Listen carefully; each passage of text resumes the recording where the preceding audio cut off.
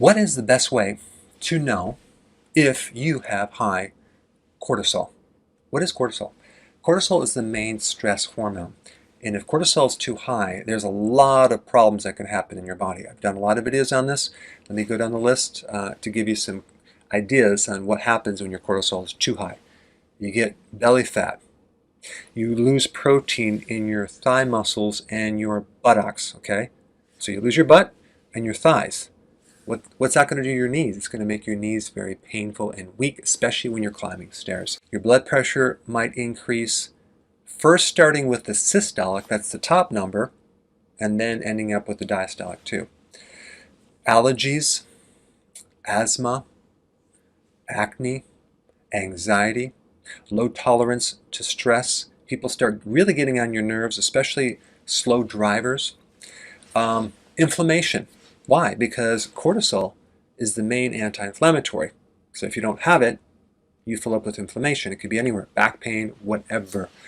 Blood sugar problems. You can even end up becoming a diabetic if there's too much cortisol. This is why when people get injected with prednisone, for example, or they use prednisone a lot, sometimes they can become a diabetic. Cravings for carbs and breads, okay, that would be one way to know that you have a problem with cortisol. Decreased libido, decreased potassium because potassium goes through you. And that's a problem because potassium is needed for so many things like energy, relaxing you, balancing fluids, it's a main electrolyte, etc., etc. You may tend to hold salts, and that's why you have edema as well. But also you will lose something that is involved with making acids, okay, and hydrochloric acid.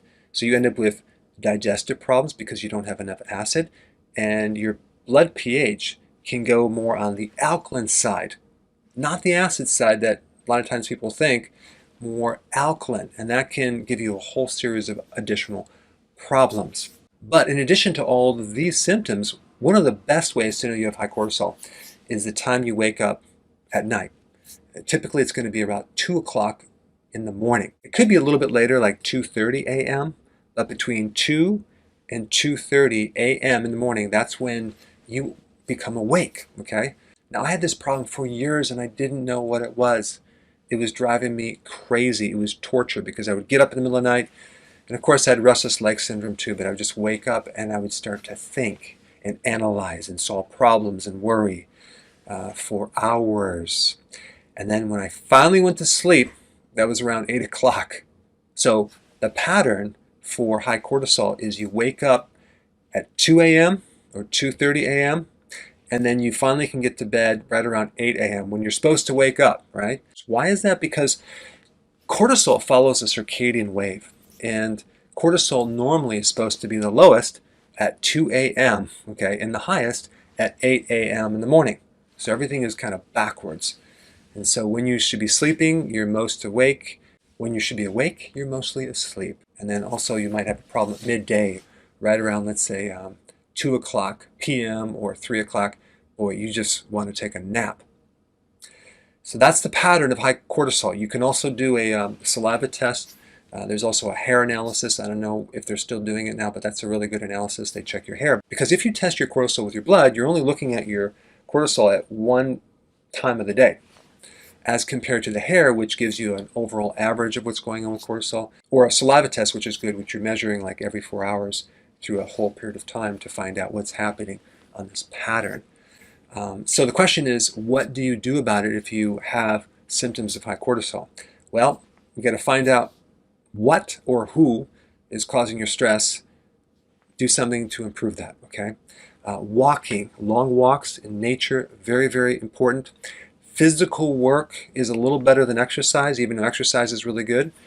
But physical work to the point where you can get tired, because it also doesn't just deplete you of the excess energy, the nervous energy, but it gets your attention off problems. B1, essential. Nutritional yeast is one of the best sources, and lots of it. Vitamin D3, vital, okay?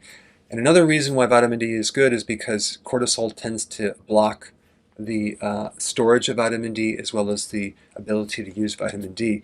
People with high cortisol usually are always deficient in vitamin D, and vitamin D is also good for depression. And vitamin D acts like cortisol in the body without the side effects. So it's not necessarily going to give you more cortisol. It'll help you regulate or balance cortisol that you already have. Potassium, magnesium are the two minerals that are physiological tranquilizers. They're key minerals that help relax the nervous system. And usually if you have high cortisol, you're going to be deficient in both of these. So taking those either in electrolyte or in food is very important. And then apple cider vinegar. Why? Because you have alkalosis, and we need to acidify the body so then you can start absorbing the minerals and breaking down protein. Very, very important. I have a lot more videos on cortisol. I'll put the links down below, but thanks for watching. Hey, before you go, if you're benefiting from any of my content, I would love to hear about your success story.